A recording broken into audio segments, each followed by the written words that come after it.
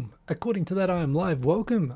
This is Tokyo Tonight. My name is Hiko Simon. I'm here every Sunday night at 10:30 p.m. Japan Standard Time. Good to see you all again. Great to see so many people there in the comments, and good to see you all again. Hope you've had a good week. I guess it's been another quiet one here. There are some news stories to talk about, so I'm looking forward to doing that. Yeah, also curious if anyone's checked out the audio version of this. I have put it in the link to it in the video information below the video, so you can check that out. Yeah, it's nice to be able to do that. I found it's actually pretty easy to quickly edit. I cut out this intro part. I'll do the boom and then I'll go straight into the topic. So I'll cut out the first 10 minutes or so of saying hello to everybody, but it's nice to be able to do. Yeah, great to see everybody already rocking into the chat. In fact, let's just start out with that. I see Odie Jr. Let's get this party started. Bada boom indeed. Good to see you. We've got Mr. Cordy Chep is in there looking grumpy. We've got Quint Ranked. Rainbow. Nice to see you, Rainbow. Erin, great to see you. Erin, moderator, thank you as always for helping run everything. We've got Justin Connolly waiting for the boom. The boom is now here. Good to see you. The J-Vlog, salutations, right back at you. We've got Sergeant Bilko. Shubus, made it. Good to have our man in Panama here. Good to see you. We also have in here, anyone else? Quint Ranked. Good to see Quint Ranked. All of us missed the show. Hiko too. Not sure if that is about that, but missing too much Hiko is not good for your health. 9 out of 10 doctors recommend. Yeah, we've got Andrew. Good to see you, Andrew, and everybody else. Lee Stale. Good to see you, Lee Stale. Remember, as always, say hello. It's nice. It's just nice to see who's there in the chat. I always get a kick out of seeing who is watching. I really do appreciate people who show up to keep me company for this. That was a triumphant face. Is that what that was? Ebon Legend. Good to see you, Ebon Legend. Good to have you back. Great to see everybody here, as always. Remember, if you want to get my attention with a comment, get me to speak back, do what Sergeant Bilko said. Just say my name. I don't even need the @ mark. Just say my name, Hiko Simon, and it will flash up orange. And in between every story, I will reflect on the comments, and I will, because I'm now doing this for an audio version as well, I will read out the comment. To the extent it's appropriate, and yeah, I will talk back. So if you've got a request, a question, a comment that you just want to draw my attention, because again I have to scroll through the comments pretty fast in between stories, so that's the best way to get my attention. But just wonderful to see everybody saying hello. I see we've got Paragoti. Good to see you. Wow, you passed N1. How many times did you take it? Just out of curiosity. No shame at all. I took it like 3 times. To pass. And the time that I mean, honestly, it's just a horrible exam. That's actually one of the topics I'm going to talk about tonight. Some discussion during the week as to the convertibility of NLPT certification with salary. And actually some really interesting results on the article that came out that was being circulated on that, and I have some thoughts on that. But congrats on getting the N1. To me, it's an investment. It's like getting a certificate. You invest in living in Japan and knowing about Japan and being able to speak Japanese, and it's just getting, even if you don't need it, it's just proof that should satisfy anybody that you're as fluent as you can get. It's just a nice thing to be able to say and have the piece of paper to prove it, even though for a lot of people who don't have it, it's still true, but it's better when you got the proof, right? So congratulations, Paragoti. I'll definitely talk about that in the show. We've got BTC Chiba. Peace. Great to see you. We've got One Johnson. Great to see you. Thank you for saying hello. Waving right back. 1 out of 10 doctors are quacks indeed, or paid actors, or both. Chris Jack. Good to see you, Chris Jack. Nice to have you in the comments. Sound sync sings off again. Ugh.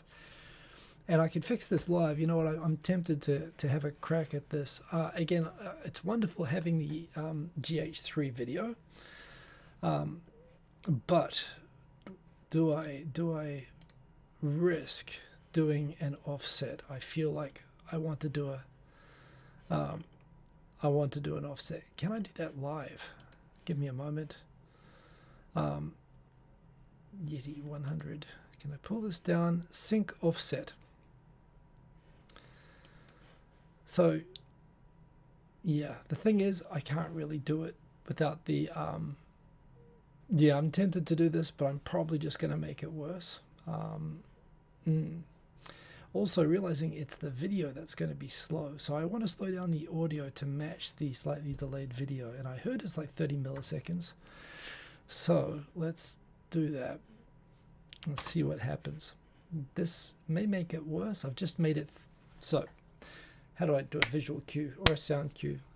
It's 10:37, 7 minutes in, 6 minutes in actually. Let's see if I can remember. This is when I made it 30 millisecond offset. We'll see what happens. This is probably going to make it worse.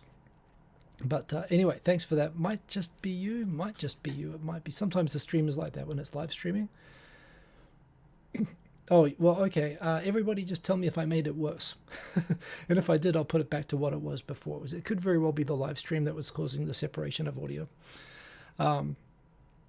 I get paranoid about that stuff, and it's hard to fix. But yes, anyway. Nice to see we've got some more people in here. We've got Jack. N1 made you give up studying for now at least. Congrats. Indeed, it's a tough exam. And, you know, it's like N2 is proof that, well, like, you know, I don't want to preempt what I'm going to talk about later, but N2 is proof that you know all the Japanese you need to know, and N1 is proof that you pointlessly memorized all the Japanese that nobody ever uses and you don't need to know, which is just horrible because it's literally just rote memorization of stuff that you'll never use. It's just, you know, you even when you're learning it, you know you're never going to need it. And I find that to be frustrating. But, you know, get to that piece of paper, which is very valuable. But good to have you in the chat there, Jack. Not that much this. Wow, you made it in time indeed. Great to have you in here. Paragotti gets all the butter, indeed. I've been having good, more butter than usual this week. It's been a good week. What can I say? Some consequences from that, which I'll go into. But yes, indeed. We've got Kerberos Tenshi. CT is here indeed. CT, good to have you in here. It is fine. Have I just made it worse? Now I'm just worried I made it worse because I did just tweak the sync. Hey, we've got Tim the Asian Ink. Good to see you. Long time no see, man. Nice to see you. Always appreciate seeing you on Twitter. Good to have you here in the chat. Boom, boom, boom, boom, boom, boom. Yes, very nice. We've got Ada Void, the Arizona representative. Great to see you. Good morning over there indeed. Good evening here. But yes, not that much test. 21 watching, 7 likes. Remember, yes, indeed, I only do this for likes. It's the only form of payment that I actually take from this anymore. So I do appreciate that. If you do enjoy the show, please remind the algorithm.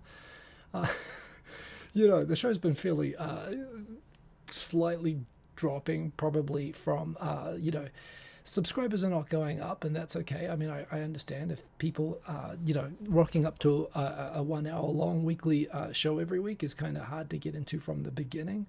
And I presume that the slight drop that's happening, like the count goes down by about 10 subscribers every week, which I assume is people dying from old age. So, you know, hopefully I'm not. It's just it's plateaued, but it still is a crazy number that I have, and it's obviously I have much more subscribers than watchers, and that's cool. I'll probably one day I might get back into trying to see what I can do to get some growth again, but I'm actually quite happy with this crowd. I'm very happy that you guys will come and join me every week. And yeah, final call before we dive into the topics. If you are watching and you're lurking, feel free to come in here and say hello. It is. I do get a kick just of seeing who's in here. We've got a Saitama representative, Tsukutsku. Good to see you, Tsukutsku, and great to have you in the chat. I do like to say hello. I do like to see who's in there. It's just nice. I'm very glad that you're all keeping me company. And with that, let's dive into the topics. Exactly 10 minutes in. Yeah, some stuff. So first page. I bought this. It's actually right behind me here. So, you know, I'm from a cricket country. In New Zealand, you know, in summertime we play cricket. You know, in winter, I suppose the stereotype is that you play rugby or some variation. So that's what you watch on TV. So when you're kids, you emulate it. Cricket balls are horrible. They are heavy and they are hard. And, you know, cricket, you basically play with your bare hands and it hurts. And I was scared of the ball, both getting hit by it as a batter and catching it as a fielder. I did play a little bit of softball, actually. When I was a kid, New Zealand was actually, for a time, the world champion softball country. So New Zealand's not totally removed from the idea of baseball. In fact, I think lately in the Australian Pro Baseball League, New Zealand, Auckland has the Tuatara. They have a baseball team, which I was really stoked to see. So I was always like into the idea of baseball, but, you know, never really played it very much. But, yeah, always just play catch like you do, frankly, in New Zealand or Australia, in the backyard with a tennis ball, play catch with the son. But lately he wanted to get a baseball set and got him a glove, and yeah, he was enjoying that, but the ball was like hurting my hand, so I did go and get this thing today. So yeah, my first ever baseball glove. You know, mid 40s, but never too late to get a baseball glove. It is kind of cool. I mean, I just actually rewatched a movie the other week, Moneyball, Brad Pitt, and I thought that it's a great movie. The one thing is that while I know some people like to make fun of how America just play sports that basically they dominate, and they don't play sports that the rest of the world plays, like football as in soccer, or cricket or anything like that. As someone who loves rugby and cricket and whatnot, I would be fascinated in a way to see America get into those sports that I grew up with. But at the same time, I know if they did, then the rest of us would just have to give up. I mean, it's the thing with rugby, for example, that we had a player from New Zealand about 20 years ago now called Jonah Lomu, who was just this enormous. He was like 6'7", 250 pounds, and he could run the 100 meters in 10.3 seconds. He was a freak. And no one could stop him. No one could tackle him or do anything. And he was playing on our team. Even like as a high schooler, he was playing for the All Blacks. And, he was a monster. And we all knew that he was going to get scouted by the American football teams. And someone pointed out that, yes, while he was like within rugby, no one had ever seen anything like him physically. They pointed out that if he went over to America, he would be a standout, athlete over there. But there would be like about 10 other players with similar stats as him. I mean, if America, and it's also a reminder, of course, that America is the reigning 15-a-side rugby Olympics gold medal holder. They won it in 1932, and all they did was they just got some American football players. They taught them for 2 weeks how to play rugby in a park, in Paris, over a couple of weeks, and they destroyed everybody. So as much as I'm proud of New Zealand, being good at certain sports, America, I'm kind of glad America has American sports. Keeps it interesting for the rest of us playing against each other. That said, baseball is a great sport, and it's kind of my son is Japanese, and baseball is enormous in Japan. I never really got into the sport watching it in Japan. It's something I kind of tried. I kind of thought I'd support the Fukuoka Hawks. But I just couldn't get into it. The TV coverage is inconsistent. If you're in Tokyo, all you see is the Giants.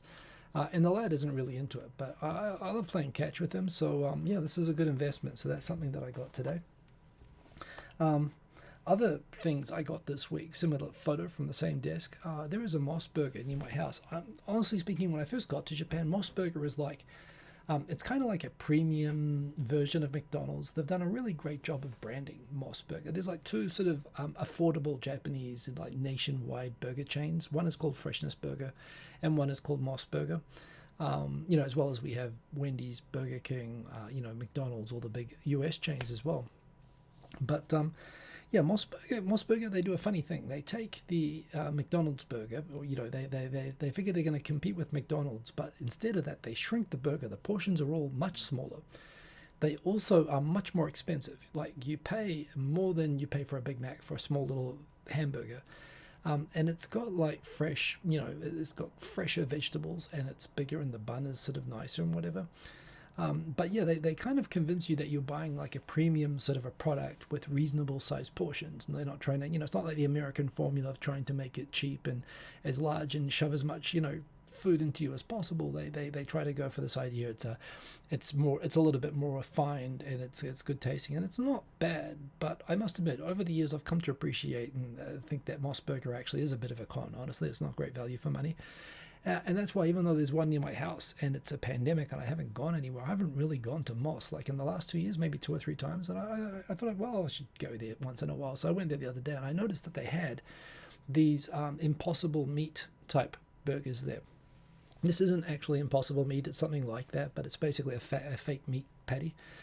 And they call it the green burger. They sort of dyed the bun green. The rest of it's just sort of normal veggies. But I thought, well, I might as well try it. And I tried it. And it's not good. I put the rating there. I got the regular burger that I always get from Moss Burger, which for me is like a 6.5. It's not bad. It's hard to criticize, but it's not like great. And frankly, the problem with Moss Burger I have is with other places. Just I like a good beef. I like to taste meat. I'm from New Zealand. I'm used to eating lamb, so I like my meat to have flavor, and it just doesn't have much flavor. The plant burger it looked right. The texture was right. I mean, it's remarkably well done. If you had not told me that this wasn't real meat, I would have believed it. except it didn't really like taste of anything except the sauce that you put on it, which is like a teriyaki mayonnaise avocado thing, which again isn't really my bag. So just as a burger, as a I can tell that the fake meat has come along. That's a great thing, but I couldn't really, as the burger goes. Everyone tells me that the Burger King has a version of this, a fake meat burger, which people say is pretty good, and I'm curious to try it. I mean, I want it to be good. I'm rooting for it, but this wasn't that great. I'm not going to have it again, frankly.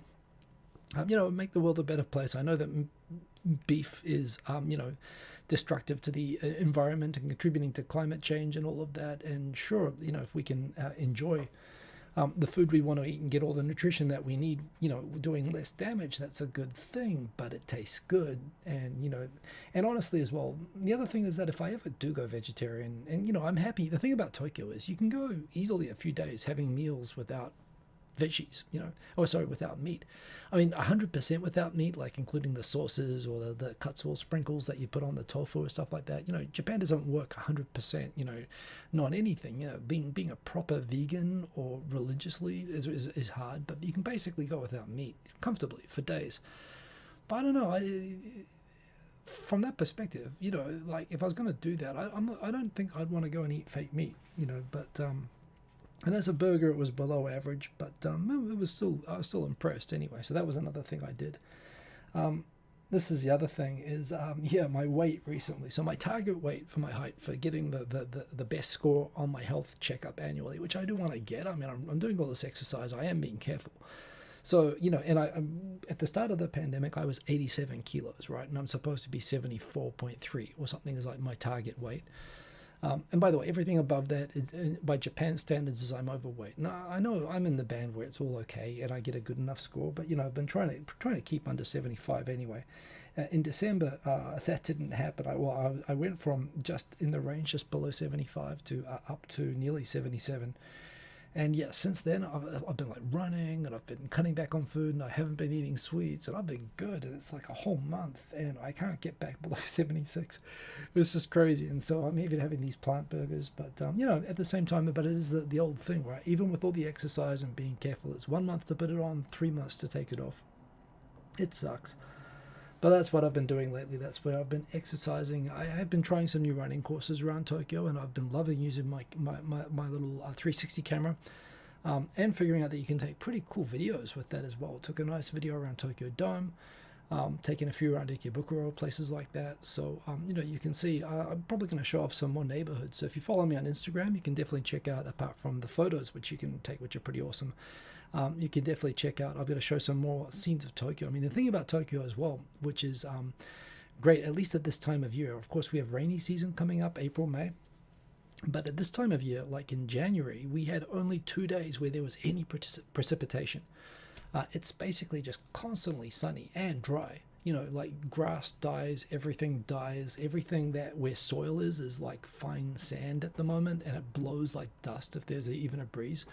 That part of it's horrible, but the sky is basically spectacular and blue every day, and it is nice getting outside and getting a little bit of sun, even though it is freezing cold. We are apparently going to have some snow this week. It's cold enough to snow, but it's sunny all the time in Tokyo, which is just due to the geography. There's just mountains all around Tokyo, so the bad weather has to come in from a very specific direction against the normal flow of where the wind is for it to rain or for it to snow. So we're very lucky here, but and I've been taking advantage of that. But it takes a long time. So I guess more baseball, more jogging, and we'll see. I'll get back there, but that's what I've been up to. Anyway, into the comments. See, we've got a few people commenting in there. Paragotti, I think I didn't catch that one. In fact, that's where we go back. So Paragotti, was your first ever JLPT exam. Wow, you passed in one on your first ever JLPT exam. That is impressive. Well, look out. I'm coming to talk about this topic a bit later on in the show. Scrolling down, lots of comments, but I'm not going to read them unless it flashes orange at it. So Kerberos Tenshi, the really good thing about Mossberger is the food you receive looks just like the pictures on the menu. That is true. That is actually true. They're very well presented. I mean, that's it. So they are like a premium product. That's how they sell. When you feel like, McDonald's is just sort of crappy fast food, Moss is aiming for a little bit of a better demographic. smaller, tidier sort of, it's a version, it's a Whole Foods sort of version of McDonald's is what they're going for. But honestly, it's better, but it's not really worth it. So I don't go in there very often. But I think you're right. It does present very, very well indeed. Ninja Monkey, by the way, great to see you. Not a fan of the Burger King fake Whopper. The long fake chicken is quite nice. Oh, it's okay. I'll check that one out. Thank you for the tip, and good to see you there in the chat. Ninja Monkey. By the way, everybody, of course, if you're... there are updates. I will be talking a little bit about the updates with travel. It looks like there's going to be an announcement this week that the country's about to reopen. That's in my topics for tonight. But of course, if you want to keep up with the status of what's happening with travel to Japan and whether the country's going to open up, the best channel to watch for updates on that is Ninja Monkey. He does weekly, I think weekly, lately you've been doing live streams as well, but those 10-minute sort of updates that you do every week are the most packed of information. They're the most informative videos right now. I recommend them to people at work who are waiting to travel to Japan. So yeah, good job, Ninja Monkey, and good to see you in the chat. Also good to see Tokyo 503. Yes, Senot Sazowski. I mean, to me, so New Zealand, I mean, I complain a little bit about the Winter Olympics, saying that the Winter Olympics should have the winter sports that the whole world plays, not just what they play in, Switzerland. But yeah, part of this must be sour grapes because, like New Zealand, Japan, of course, always has a decent Winter Olympics team, but the New Zealand team has always been like 2 or 3 people and, never had a gold medal in anything in the Winter Olympics before. So to get a gold medal is mind-blowing to me as a New Zealander. And in the halfpipe event, it's a pretty cool event. I mean, I never heard of Zoe until like a week ago, and just it came up in Japan because, of course, there's she was sort of neck and neck with a Japanese contender for that gold medal as one of the best sort of prospects. So it's got a high profile here, but I see it being called out everywhere. New Zealand's first gold medal. I mean, I've been away for 24 years and I've only lived there for 13 years. So I don't know how much of a nationalist I can really be, but it's nice. It's nice. Yes, thank you for calling that out, the J-Vlog. And Tokyo 503, and good to have you in the chat here. Just checking, did I miss anyone else? Do remember to say hello if you're in there. Dan H, good to see Dan H in the comments as always. Always recommend the topics, and yes, I've got Shintaro Ishihara coming up as a topic tonight, as well as Savas musician. Itadakimasu. You got me. DJ Sunny Side Up, excellent to see you as always. And yes, again, Dan H there, I think, talking about Ninja Monkey, and again, you do a great job, so pleasure to recommend. Seriously, you're making me look good having your content there for me to recommend. So yeah, anyway, back into the topics. So what's going on with coronavirus?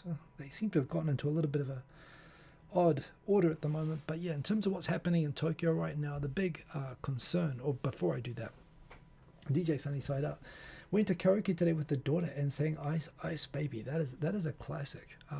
It's kind of funny. I'm glad. It's like there are so many people who like growing up and I don't even know his real name, but the ice, the Vanilla Ice thing. I mean, the song is a classic, and it's like he went on this huge and got too popular, and then everyone sort of realized, oh no, it's a white person rapping. That's not supposed to be cool. And then they discovered he faked his bio.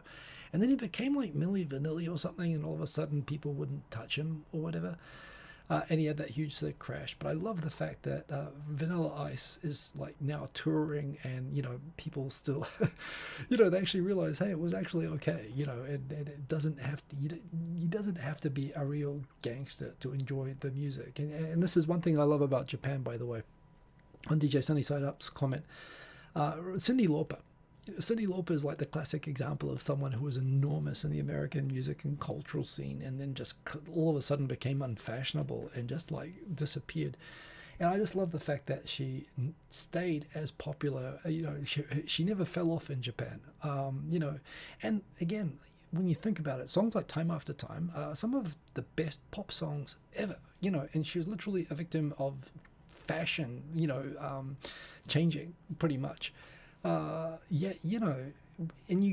all of a sudden, and now I love that people in the West, are rediscovering how good you see the music come up more and more now. But people are dicks. How people come in and out of fashion. Ice Ice Baby is a classic song, and Yeah, I also absolutely do that when I'm at karaoke. I would have loved to have heard it. I'm sure. I hope you had a good time. Black Tingo, good to see you there in the comments. Anyway, so what's happening with coronavirus in Tokyo right now? Well, there's kind of, it's a little bit weird, I suppose. As we all know, Omicron in most places is, of course, lots of people are catching it, but not as many, people are getting as seriously ill as before. However, at the same time as you might think, oh, this is now we have literally, is this just like the flu now? Is this easy now?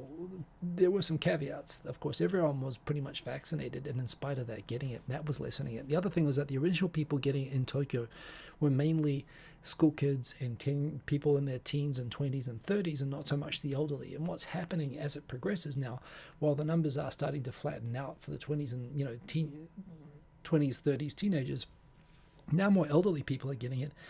And there is that delay between when people first get it and when it really complicates into serious things, including serious cases and deaths, by a couple of weeks. And now what we've been seeing lately is that the number of serious cases and deaths is now starting to come up, where we're beating now, I mean, obviously the rate. In Tokyo, the peak that we saw during Delta, during the fifth wave, was about 2,500 cases per day, whereas we've been seeing this week, over 20,000 cases per day. But we are now seeing the same levels of serious cases and deaths that we were seeing.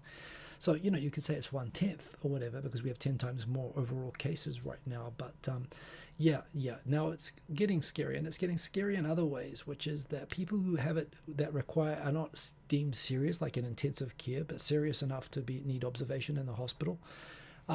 The hospital bed occupancy rate in different prefectures, Gunma, they're up to 61.5% of beds now being taken up. Tokyo, 53%. They've started a new separate index to this, where they're monitoring in Tokyo the number of intensive care beds which have been set aside for coronavirus again. But the other consequence of this is that with these beds being taken up and these hospitals being full, now a lot of hospitals are too full to take patients for anything, like people with giving birth, or people who have been in car accidents or anything like that. They can't find hospitals that have beds available to take them, and now there are more, and always been a problem in Tokyo and Japan, but now it's like you have this increasing problem now, where there's just hospitals that don't have any capacity to take patients for anything. Another problem that's happening, and this is, again, people started to see this coming the last couple of weeks, is that hospitals themselves are running out of, well, first of all, pharmacies that were selling test kits. If you wanted to get tested, you could go up to the pharmacy and buy an antigen test and test yourself if you wanted to do it. They sold out like about a week ago, and now hospitals are saying that they only have about a week's more left of test kits, and they need those test kits to test everyone coming into the hospital, because what's happening is that even if they have someone who's been like in a car accident and doesn't actually have any Omicron or coronavirus symptoms, they're discovering that there are asymptomatic people coming in, for other reasons, and causing clusters within hospitals. So they're trying to test everyone coming into hospitals, but they're running out of tests to give to people coming into hospitals. As well as there are a large number of hospitals that have closed, either because there have been clusters within hospitals, or just medical staff being close contacts with people that had it. Lots of schools closing, lots of hospitals closing, so it is looking kind of bleak. The good news, to the extent that there is good news around this, is that it appears that the number of cases is starting to sort of level out a little bit in Tokyo, where it seems to be, the increase rate week over week has gone from 2 times per week 2 weeks ago to like 1.2, so it's flattening. However, it's not clear. It is flat. It is actually going down in Okinawa, and they're about 2 weeks ahead of Tokyo, so hopefully Tokyo is going to be following Okinawa and is starting to get into a decline as well. But it's not clear if this flattening out is due to cases actually slowing down, or due to those tests just disappearing and not being able to record as many people that have it. Certainly the signs from the hospitals and the disruption to society are that we're nowhere near to being in remission yet. The other thing is that in Okinawa, while it is going down, it's going down at a very slow rate. Typically the waves have all looked sort of even, going up and down. It goes down as rapidly as it goes up, whereas now it's going down really, really slowly, which I think is the trend in other countries.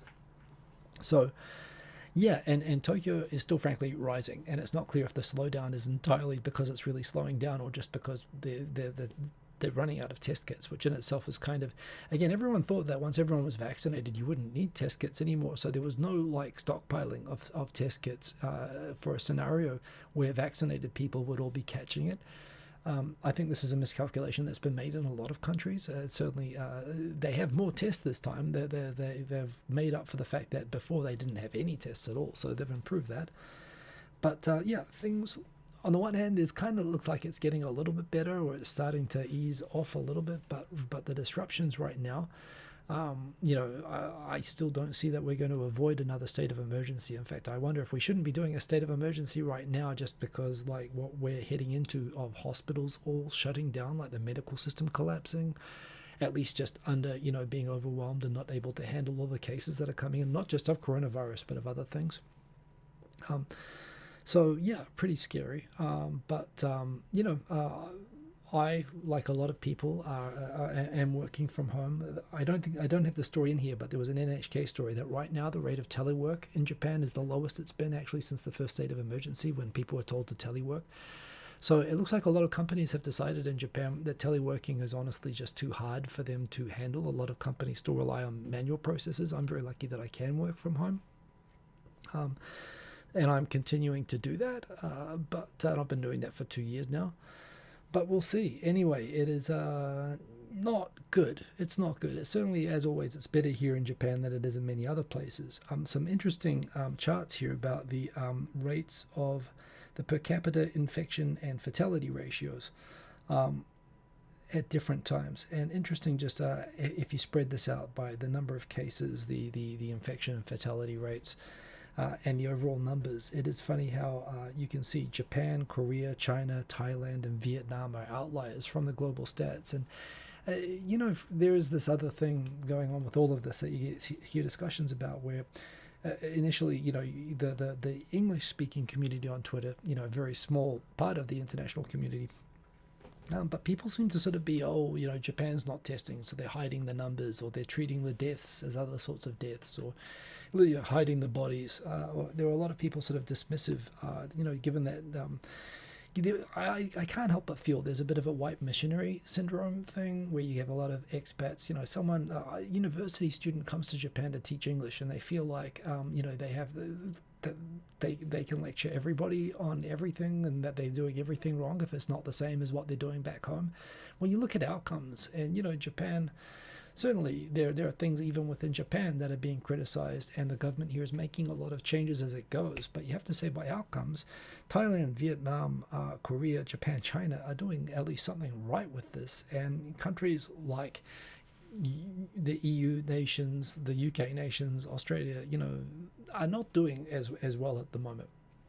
And there's all kinds of analysis of this, but generally the reflex reaction is, oh well, they're not like us. They're an exception. They're all very obedient people, or they're Japanese people are very obedient, and that wouldn't work in Australia. And there's kind of like dismissals. You look at this. Vietnam, for example, is an enormous country. Granted, it's run by a communist dictatorship still, but as is China. Thailand by a military junta, I suppose. But there have to be lessons. The fact that African countries, and people have been assuming this would be apocalyptic for Africa, if it's this bad in developed countries, and it's not been like that in Africa. I mean, it's been bad there, obviously. But, the fact is that, Asian countries have had experience dealing with SARS before. They've been through something as destructive as this with earlier pandemics. Same, of course, with Africa. So actually, they're more accustomed to dealing with these kinds of things. And yet, at the same time, there's so many people who have the perspective that, we are we're the pinnacle of civilization. We should be giving out the advice. These charts just point out that I think there's a lot of hubris. This whole pandemic has shown, there's no question that, the innovation around vaccines and a lot of scientific innovations continues to be led by the wealthiest, and frankly, overwhelmingly the OECD nations. But at the same time, the tendency to dismiss particularly the Asian nations and their track record. I mean, when we were having, Time Magazine hand out awards to countries like my own, New Zealand, and leaders, particularly, pointing out how women leaders were somehow doing this better than male leaders, but only comparing among European and American countries, when there are bigger countries in Asia that are doing totally different approaches and getting, outcomes, and sort of not treating that there's anything to learn from that. I always found a little bit frustrating. I mean, it's part of being in Japan that, it's just kind of too hard to understand, so it's just easier to dismiss it as an exception. But actually, I certainly have been critical of many aspects of the Japan, the way Japan's handled it. You can always handle it better, but at the same time, I'm still kind of glad that I'm here for all of the trouble. It's definitely going to get worse.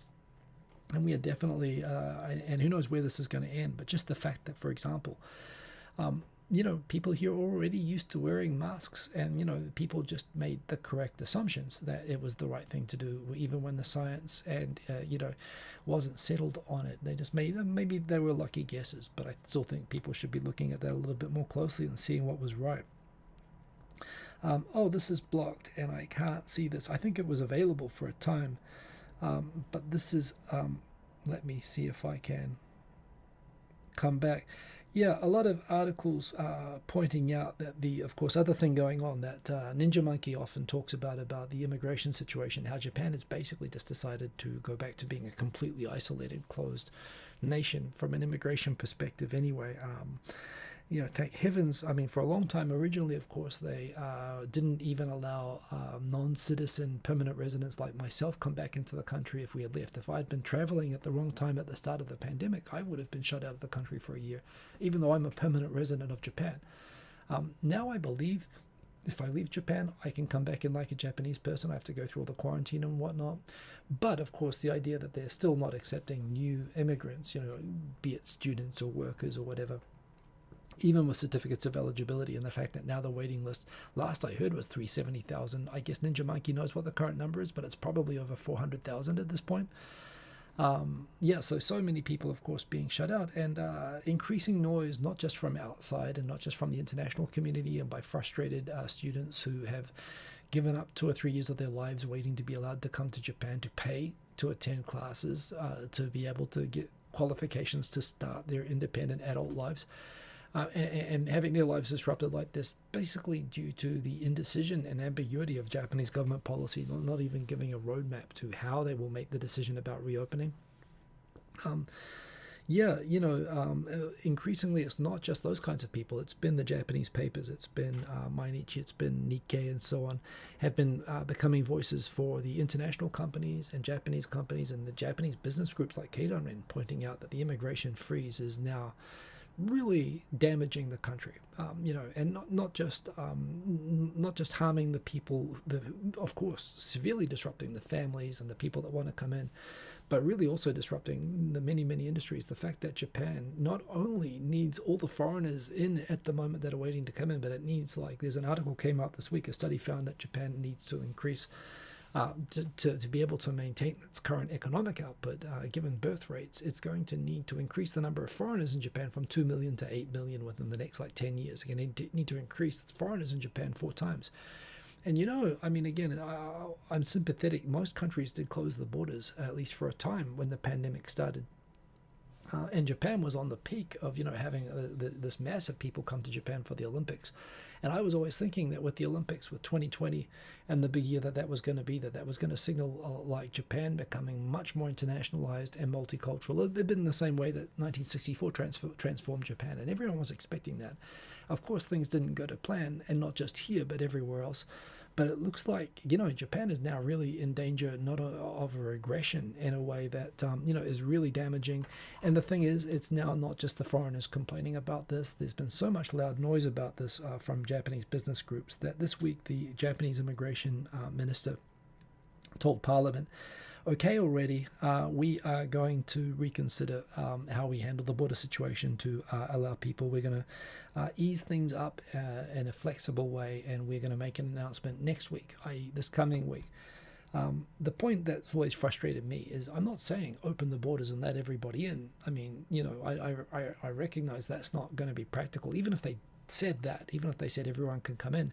Given the capacity of quarantine and the fact there are 400,000 people waiting, it's going to take, even if they decide they're going to let everybody in all at once, it still is going to take probably nearly a year for them all to get in. But they're not going to do that. But at least have a criteria, have a plan. What does the coronavirus level have to be? What are the rules? What's the procedure? And when they temporarily opened this before, they did so without anyone, including the government agencies, needed to administer it. They weren't ready to administer it. So, the governments really look like a shambles around this, and they're catching a lot of flack domestically, which has pushed the sort of government reaction to say, okay, we're changing our minds. Oh, the other thing, which by the way has been happening through the week, which I also haven't gotten the topics, is Taro Kono, who's been dismissed to the window seat, to the to the seat of irrelevance within the office. Given that he lost the bid to become prime minister, so he was sort of, in spite of being quite popular, he was moved to a place where it was perceived he couldn't do any damage. The press desk of the LDP. He's been tweeting and doing interviews where he's been saying, one, he thinks that the immigration situation is ridiculous and the government needs to change its mind, and kind of dropping the hint that if I was prime minister, we would totally not be having this problem. He's also thrown a few more rocks just today, where he said that the vaccination rate, like the rollout of the third vaccination thing, he said that we had like 3 times more people working on the vaccination program when I was in charge. All of those people have been cut back and not been replaced, and we were in touch with the vaccine companies, and we're not in touch with them right now. So he's lobbing some grenades at the government over the booster shots. By the way, I got my golden ticket for that this week, and I'm totally getting a booster shot. He's throwing rocks again over this immigration issue. So it's nice to see that finally, I mean, it's taken way too long, but it is getting through, and there is likely to be news about this next week. So anyway, that's a lot of talk about the coronavirus situation. I have some other topics which I'm going to talk about, but let's dive back into the comments, see what's going on. I'm sure that there is a lot, so let's go back. So here we go. We've got Dan H up there on Shintaro Ishihara. Ice Ice Baby, I had to stop, collaborate, and comment on that comment. Black Tengu, are deaths from vaccinated or unvaccinated? Hiko Simon asks Black Tengu. They don't release the numbers on that, actually. I've heard anecdotal stuff that they're vaccinated. It's funny, though. In Japan, your vaccination status, even though the overall number is 80%, is considered super, private. I think there's an awareness that if everyone knows the vaccination status, there's going to be such hideous bullying of the unvaccinated, and there's enough private pressure that goes on around that. So in most companies, you're not allowed to know if your co-workers are vaccinated or not, remembering that there are people that might have legitimate reasons to not be vaccinated. Like, for example, maybe they got vaccinated the first time and they had a terrible reaction, or people who basically, with other shots, have a record of anaphylaxis or whatever, and there are legitimate reasons for some people, a small percentage of people, not wanting to get vaccinated, and there's this overall feeling that those people are going to get so hideously bullied in this country if we know who they are, so we're not going to ask questions anywhere. Very different to overseas, where they talk about proof of vaccination to be able to get into places. In Japan, they're not quite doing that. So, yeah, they don't discriminate in terms of the deaths. They'll say typically they do show the age of them, and they are typically people over 70, so people who are already vulnerable. But they don't say whether they're vaccinated or not. The numbers are very small relatively. We had 5 deaths today, for example, which is awful. But, again, compared to the United States or whatever. Of course, the other thing is that Japan has very low obesity rates, so age seems to be the main risk factor here. So to answer your question, I don't know, but, you'd assume it would be a factor. Believe in yourself. Great to see you there in the comments. Not that much, Des. How the F do they run out of antigen test kits? Germany has 250k infections per week, and all students are obliged to test twice a week. Still, everyone can buy test kits for €2.5. Well, yeah, and everyone could buy, the antigen tests here for a similar price until about a week ago, when they just ran out. They just didn't have enough stockpile. Again, I think, and it's not just in Japan, by the way. I'm seeing they're having this problem in the States as well and other places. And I think the problem was everyone made the same assumption. Well, apart from the fact that this is based on Japan increasing the number of tests kits available. So there's really been this situation now is much better than it was during the last wave, but still people were assuming that if you were vaccinated, this wouldn't become a thing, and that the tests would only be for the unvaccinated. But of course, that's gone out the window. So on that one, Germany's always been ahead of the curve, by the way, on testing. That's one thing that they've done very, very well. In fact, that was the main point of criticism against Japan, that Japan is failing at handling the pandemic because Japan doesn't do testing, whereas European countries do much more testing, and Japan showing lower numbers is the result of less testing. But the commentary since then has sort of been, well, Japan had more of a thing of, rather than trying to catch every single case and isolate them, and allowing their medical systems to get overwhelmed, they made a point of just, trying to address the high-risk cases and the clusters and so on to manage the overall spread. And it appears by outcomes in terms of deaths and infection rates, including positivity rates on the tests, Japan's approach has proven to work quite well, at least until now. But as you point out, Germany's approach of having tests for everybody certainly seems to be the more prudent approach right now. And Japan is definitely pivoting towards that, but they're not there. And even America's collapsed on that. So it's a good point, of course, but they do not have the tests. They did stock up, but this wave has been too big. Going down, DJ Sunnyside Up. Am I going to talk about the caravan in Canada? No, I am not. I do not care. I mean, I'm sorry for the people who can't sleep, and I'm sorry that there are morons in the world. But that's about it. I mean, I know nothing, and what I know, I'm trying desperately not to care about. Enough to worry about here.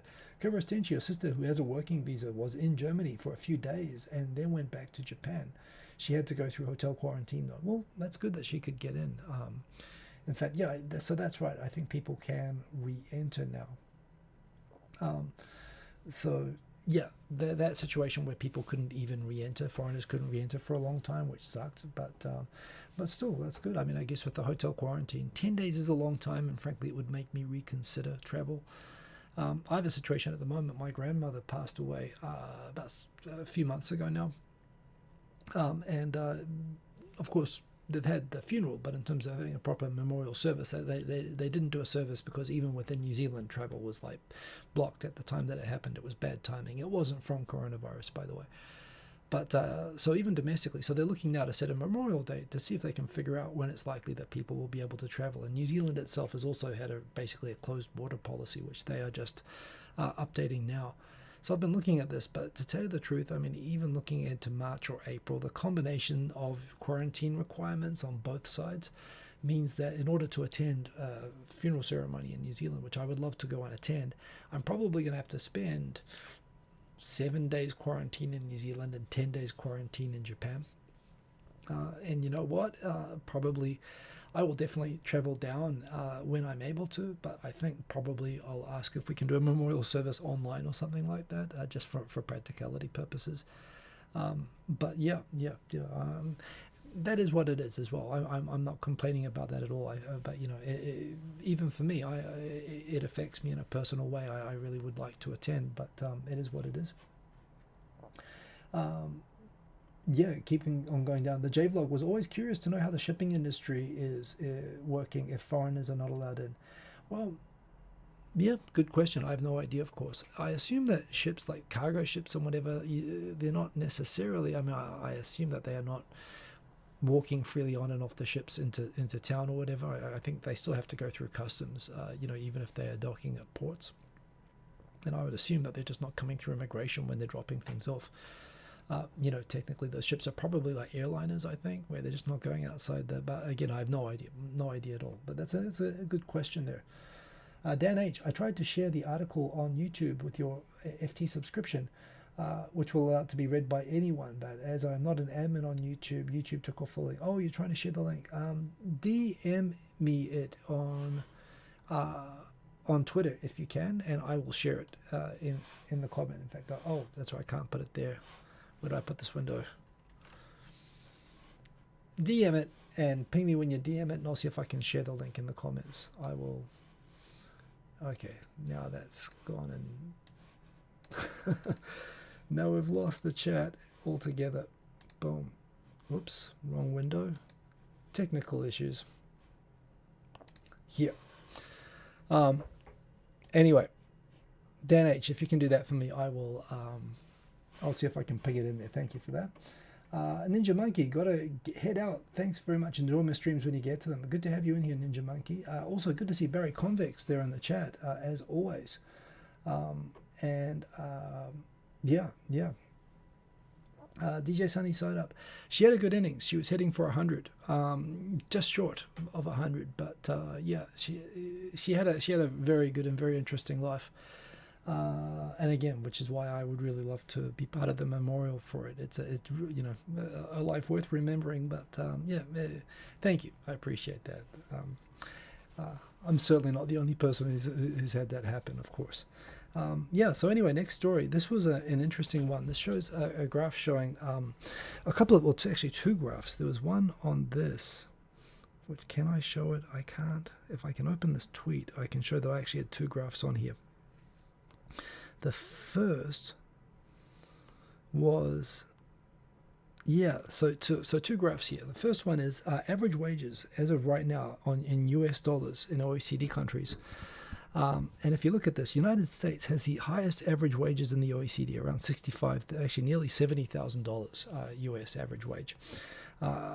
You take Australia, for example, around 65,000. New Zealand, $45,000 average wage, in the whole country. Japan, $38.5 thousand. When I came to Japan, I was like most people leaving New Zealand. I wrote this up here. The idea was that, that's a different context. But yeah, it was always like New Zealand was quite affordable and a nice place to live, but you couldn't earn that much money. And I always thought if I went to Japan, I could earn more money and pay back my student loan faster, maybe save up some money, go back to New Zealand, buy a nicer house. And if I wanted to go back to New Zealand, maybe teach Japanese or settle into a nice, comfortable life, or take that option. However, Japanese wages have not changed. And I suppose while wages have not changed, I'm not earning as much. At the same time, land prices haven't changed that much, and I'm doing pretty well by standards of income in Japan, admittedly. In fact, I'd be doing okay, frankly, in any of the countries on here with what I'm earning here in Japan, so I'm very fortunate, although I've been here for 24 years. Yeah. At the same time, Japan is not really a place that you come to earn lots of money anymore. It definitely was in the 1990s. In the 1990s, wages were actually higher than they are now in Japan. And if you were teaching English back then, that was like a rare resource to have a foreigner who could teach English. And you could make people were pulling down more than $5,000 a month easily back then. So, in fact, highly paid people were getting way more than that, often in cash. It was sort of a good thing. Whereas now, people have complained that New Zealanders and Australians came and flooded the market when the government started teaching us Japanese, and we all came into Japan. All the Americans who were teaching English here, they lost the high-paying jobs that they had. But there again, the thing is that you can still afford pretty much what you could afford, even on those wages, even though they haven't gone up. Wages have gone up in New Zealand and Australia, but of course, what anyone will tell you in Australia is that, well, real estate's gone through the roof. So actually, living is less affordable in Australia now than it was 20 years ago, even though salaries have gone up. But even more so in New Zealand. And for me, going back to New Zealand, this is a New Zealand graph, but it points out countries taking 1980 as a baseline and the multiples with which land prices have gone up. In New Zealand, while people do earn 45,000, whereas in Japan they earn 38,000 per year at the moment, the affordability of land has gone like crazy. Like even if you take from when I got here in 1990, where the index here was like 500. Japan, as you can see, has been pretty much like nearly flat the whole time. Or in fact, sorry, it's not even on here, but it would be flat. It hasn't gone anywhere. It'd be 100 still, pretty much. Or from wherever it is in 1990, anyway. New Zealand's like 3,000. Like houses where, even in central Auckland, which is where I used to live, when I left there in 2000, like you'd buy a house for about US dollars, $200,000-$300,000. You go back there now, you can't buy a house for less than $1.5-2 million anywhere. Like the same houses that were like $200,000 are now worth $2 million, and yet people are earning $45,000 a year. I don't understand how people can live in New Zealand anymore. Certainly, the idea of a New Zealander coming to Japan to make some money and go back and buy a better house, that dream is completely gone. I mean, you still come to New Zealand to Japan for the experience. But I must admit, for the people who left in 1990, the idea of going back now is you'd be going back to get lower paying jobs and to live in poverty and to have worse houses and basically to not be able to afford a house. I have friends who have gone and had really high paying jobs in places like New York and not been able to go back to New Zealand. But certainly from Japan, economically, I mean, Australia makes a lot more sense. The housing market in Australia is also crazy, but as you can see from that graph, it still is compared to New Zealand. New Zealand is like, right now, houses in Auckland are more expensive than Sydney. So I don't understand, it'd be more affordable for me to go and live in Australia than it would be to live in New Zealand. Of course, my mum's Australian and I grew up in Australia, so I don't have any resistance to that at all. But it's just crazy. I don't understand how people can live even in Australia, let alone New Zealand, where it's even worse. Foreigners in Japan. Somebody shared these stats the other day, the latest sort of stats of people in Japan, and it's a good reminder of who we are. And check it out. I mean, again, a total of 2.8 million foreigners, so worth remembering that, with 2.3 coming from Asia overall. These are not subcategories, by the way. These are just running sort of totals from most to least. Chinese still the largest group in Japan of 745,000, but the second largest group, when you say foreigners in Japan, Vietnamese, and that's fascinating because Vietnamese, they were like zero like 10 years ago. They've come up out of nowhere. They've overtaken South Korea now as the second largest group. But Philippines, Brazil, Nepal, Indonesia, all before you get to the United States. I don't think the United States number includes soldiers. It doesn't include troops, but I think it does include their families and other U.S. residents. I don't think they actually track, they don't want to put in immigration statistics U.S. troop deployments. But the U.S., the number of Americans in Japan, they are the largest group of English-speaking people, 53,000 people. And you can see further down, UK 16,000, Australia 9,000. If you go even further down the list, New Zealand is like 3,000, Ireland's like 1,000. I'm one of like 3,000 people in a country of 120 million people from my country. But it's a good reminder when you talk about the places that have more, people. I mean, if you take the United States out, more than UK, there's Bangladesh, Pakistan, even North Korea still has 30,000 people. That number, by the way, used to be like 200,000. But most of those people have naturalized and taken Japanese citizenship, so it's a pretty small number. And most of those are people who have been in Japan for 4 or 5 generations. But Taiwan, Thailand, Peru, India, Myanmar, even Myanmar has more people in Japan than the United Kingdom and Australia combined. I mean, so it's a good reminder of who we are. Also, if you're from a less well-known country, I mean, it's interesting looking down the list. It'd be kind of cool to be from a country with only 34 people. I mean, it's funny when you think that Naomi Osaka, who, I don't know if she has a Haitian passport actually, but she does. She's one of like 34 people in Japan with a Haitian passport, which would be kind of cool. So found those stats always interesting. We are coming up on time, but still one of the topics I really wanted to talk about. How does JLPT level affect salary and prospects in Japan? This is from the Gaijin Pop blog. I saw that we were talking earlier about JLPT. What was really fascinating about this is the number of jobs and that require different levels, and indeed the salaries corresponding. It was interesting. N1, there are more jobs that are open for N2 qualified people, and indeed the N2 jobs pay more than N1. So you look at this and you'd think you're almost at a disadvantage having N1. So what's going on with this? By the way, N1 being the highest level of Japanese proficiency, basically the same as a university student Japanese person, as high as you can get. N2 basically being fluent in every day and able to work every day, just not university scholar level Japanese. So what's going on with this? I have a theory on this, I'm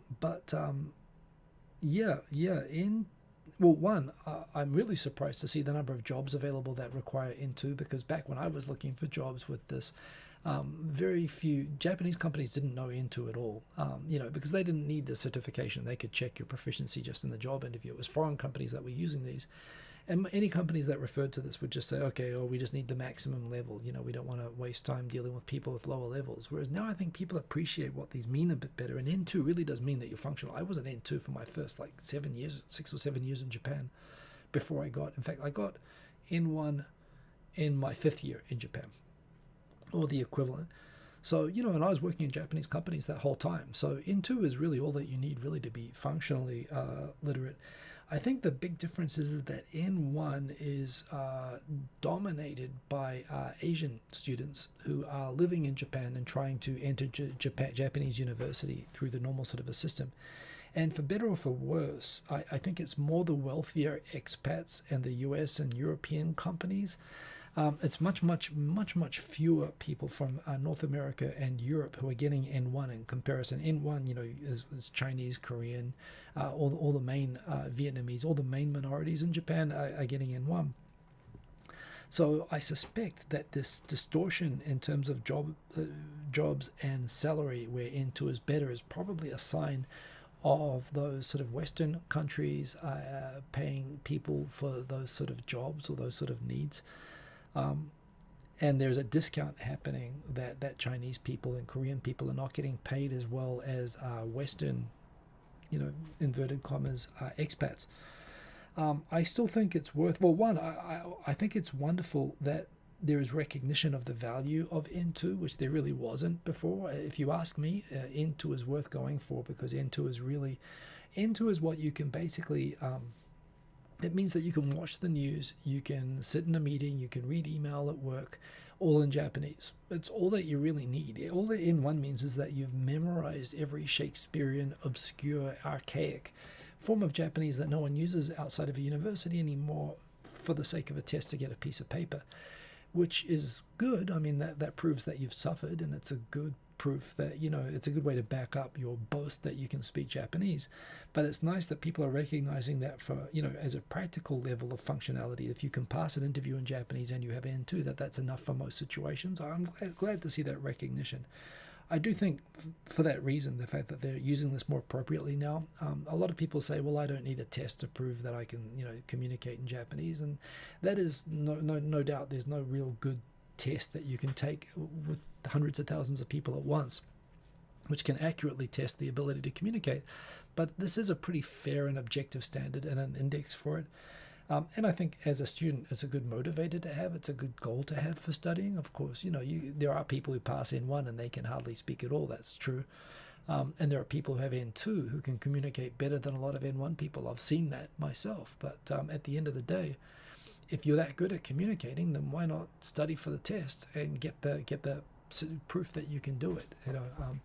So, and as someone who hires as well, I don't want to have to, if I get 1,000 applicants for a job, I don't want to have to test every one of them to validate. To me, setting up N1 or N2 as a barrier, to show that someone can prove to me that not only that they're not just bragging, because I've definitely run into resumes before of people saying that they're fluent at Japanese when they're not, and I've had to meet them to find that out. If you put this on, well, frankly, you can't lie about your level of proficiency if you don't have these certificates. I suppose you can, but you're going to filter out a lot of the liars anyway, or a lot of the people who, who can't back it up. So I think it's definitely worthwhile as a qualification. I'm glad it's being more appropriately used, but still congrats to those who really go full on. I never, passing N1 is like climbing Mount Fuji. I've done it once and it was miserable and I never want to do it again. It was cool that I can say I've done it, but it's like once you've done it, the last thing you want to do is ever go through that again. And, like with most absolute memorization, brain cramming tests, which are not practical in any way in life afterwards, the moment you finish the test, you just forget all the stuff. But it's proof that you've suffered for your craft, and I respect that. So, congrats on passing. Gilded Nerd, good to see you. I'm going to charge on since we are over time. Shintaro Ishihara died, outspoken nationalist, former governor of Tokyo. Dies at 89, as I would say, proof that only the good die young. The thing about it, lots of things said about him this week. For those of you who don't know, I mean, he wrote the book, The Japan That Can Say No, and he was sort of believed that Japan should stand up for itself against America and against China, and it should be assertive, and the pacifism is BS. Not saying that Japan should go to war with anyone, but being kind of a pragmatic. He started out as a writer, and he would write books just saying, again, not crazy stuff. Depending, sometimes crazy stuff, but generally saying what you could say would be more populist. He was sort of a Donald Trump with brains, relatively compared to that, he had brains. The thing that was interesting to me about Ishihara was that he was a troublemaker. He was he liked to provoke and cause trouble, but he wasn't just an idiot saying stupid things. He was being very deliberate and targeted with the pokes that he was delivering. He deliberately called China, in Japanese you call China Chugoku. And he liked to use the archaic term for China, Shina, which is a term that China used for itself in the past. And indeed, the word China is based on this old Chinese term, Shina, which Japanese would also use with kanji that you could pronounce a certain way. It's just not used very much anymore. But it's associated with the Qing dynasty, where of course China was at its weakest, and where Japan defeated China and Britain defeated China, and everyone took turns taking a piece out of China. It's the term, it's the final reign of the emperor's China that you call it that, and he would always call China Shina, and he was just it's like saying the China virus, I suppose, in a way. It was just taking a sort of a cheap shot. But yeah, I remember how the biggest fuss that he caused, and he caused many fusses. He pointed out that his father was present in Nanking during the time of the massacre at Nanking, and he said that, well, there couldn't have been a massacre at Nanking because my dad was there. And he maintains, he's one of these people who maintains that there was no evidence of this ever, which of course manages to rile people up. But he's like, well, show me the proof. So unpleasant with things like that, but at the same time he could also rile up nationalist topics, but do it in a pragmatic way. And the most marked way that he did this was that the Senkaku Islands, which are claimed by the Chinese, of course, near Taiwan claims them as well, by the way. He went and did a bit of a GoFundMe while he was governor of Tokyo, suggesting that he could go and buy the islands for the Tokyo government and do what Korea did and build basically a fortress on them. Right now, the Japanese government has a rule that no one can land on the islands. The islands are not to be used for anything because they don't want to upset China. And so basically, Japan asserts that the islands are totally Japanese and they can do whatever they want, but they also want to get along with China. So to show good faith to China, even though China is running Coast Guard patrols around these islands and trying to claim them every day, Japan's saying they are ours and we're not giving up on that, but we don't want trouble with China, so we're just going to ban everyone from doing anything on them. And Ishihara, he put it really well. He said, well, look, Korea took the Takeshima Islands from Japan, and no matter what Japan says that we're not going to recognize Korean sovereignty over them, we know that we're never going to get them back, because look at what they did. They went and built a fortress on them. And so, sure, we can put up our little weak protests forever, but we know that's not going to happen, and we know that those islands belong to Korea whether we like it or not. We have these islands. We should do what the Koreans did. So, it's like on another day he'll be saying something horrible to the Koreans, but he was sort of pointing out, when it's convenient against China, let's be like the Koreans.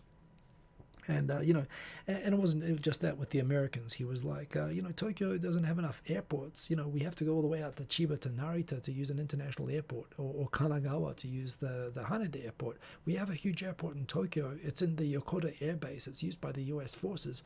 They're not occupying us anymore. That land belongs to the Tokyo government. American forces give us that land back and let us turn it into an airport. I think that's a brilliant idea, but also that's his way of saying screw America. But he figured out a really smart way of saying it. He did some other illegal things, like there was some dodgy stuff around giving loans to his friends with the Shinginko Bank. He did some. He warned. He spoke to a Japanese Self-Defense Force Academy, saying that we need all of you guys because when there's an earthquake, all of those, he called them Sangokujin, another archaic term, but derogatory term from the Japanese Empire age, saying basically for all the Manchurians and Chinese and Taiwanese and Koreans who are living around us, if there's ever an earthquake, there's going to be anarchy with all the Sangokujin running around, breaking, taking advantage of the situation, and we're going to need you military folks to come in and take control if that happens. So, I mean, apart from this basically saying that you guys have to be ready to redo the 1923 ethnic massacres in Tokyo if we ever have another earthquake like that, which, as the governor of Tokyo, really was beyond the pale. I mean, it was all beyond the pale in every single way. So he said some horrible things, and he's a horrible person, and that's no doubt why he lived to be 89. But at the same time, he was capable of making pretty targeted, terrible right-wing jokes sometimes. But I always thought, as the old gaffing old men, they weren't gaffs. He never said a gaff. He knew what he was doing, which in a way made him more evil, but I could kind of at least respect that he was using his brain cells, even if he was using them for something absolutely, bad and wrong. So yeah, and he said himself that he didn't consider he had done his job right if he didn't have people hate him when he died, and many people did. But he was also governor of Tokyo, so there you go. That was Shintaro Ishihara, now gone. Wow, we're 10 minutes over. I think I've only got a couple of things left. Two more things. First thing is, this is a great article on Nippon.com about the engineer for Casio who made the reggaeton, the sort of reggae, the slang 10 rhythm on the Casio keyboards, which all of these sort of musicians that couldn't afford Roland keyboards and were buying Japanese music equipment back in the 80s, and that the musical equipment went and defined the sounds of pop music and entire genres of music. This lady defined reggae music through a preset that she put into an affordable Casio keyboard that got used by everybody. It's a wonderful. They play the samples in here and the influence of it. I used to have one of these Casio keyboards myself when I was learning piano, and we couldn't afford a piano when I was a kid. And I got one of these Casio keyboards to do piano lessons on. Hell, this preset might have even been on. I mean, it looked like that. My Casio didn't have the key thing on the side, but all the other controls look exactly the same as what I had when I was a kid. I'm sure it was a Casio tone. And yeah, this is just one of those little tinny little presets that just became like one of the defining things of a whole genre of music. Wonderful. I just love stories like that. Final one, Hanami this year. I mean, I don't know if you're outside of Japan, if you're going to get to enjoy it.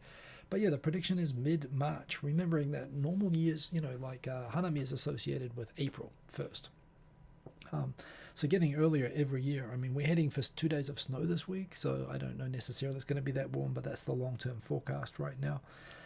Yeah, it is nice. I haven't done a proper Hanami in a couple of years now, certainly not since the pandemic, but it's wonderful to be in a city with cherry blossoms that you can enjoy them wherever you go, so I am looking forward to that. That's the show. I'm going to go through the comments one more time, and then I'm going to rock out. We are 13 minutes over, so yeah, sorry it ran a long time. I'll see if I can grab the link for the FT article from, is it here?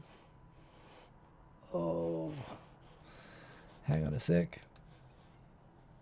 If this is going to be too much trouble, I might not do it, but let's see.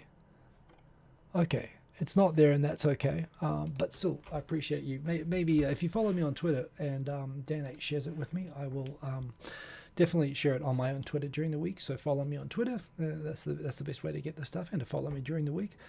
Do stay safe, everybody. Take care. Let me keep going through with just a final round of comments. Quint Ranked, but that's the average wage. What about the median? I don't know. I just have the graph at the moment that's there, but it is surprisingly low in Japan. What about the wages of the sorts of people Japan wants to do the jobs that Japanese don't want, which of course is, well, depending on the industry, generally much lower. So good points there, Quint Ranked. Absolutely. Unhide it. I think it got shared there. Hopefully it showed up there in the comments there for people who are watching. DJ Sunny Side Up hits home. Failed in 1 3 times. Every time getting 10 points higher. Hey, I failed it 3 times as well. I kind of stopped studying since the sign up last year. Hey, so maybe go for N2. DJ Sunny Side Up. I think that's what this shows. It's actually, you can actually get better jobs and it's more attainable. And if you live in Japan, I think it's actually worth it. Lots of good comments there, but I'm just going to go through. Ben Duncan, good to see you. And yeah, it is funny that the Chinese and Korean students freak out during the listening section, which I always think, am I in the wrong room? This is too easy. And then they rock through the comprehension and the kanji. I always found the comprehension the hardest, pacing myself on the comprehension, but yeah. DJ Sunny Side Up loves his Casio, but that Akai MPK play is such a game changer for you. Yeah, I've seen great ratings on it as well. Anyway, that's the show. Have a good week, everybody. Ran over as always. The audio version will be available pretty much right after this. I'm going to post it, so I do enjoy that if that's the way you want to watch it. Have a good week. Stay safe. Kaikita no peace. Boom. See you later. Whoops. Ending stream. See ya. Have a good week, everyone. Take care. Remember to like if you liked.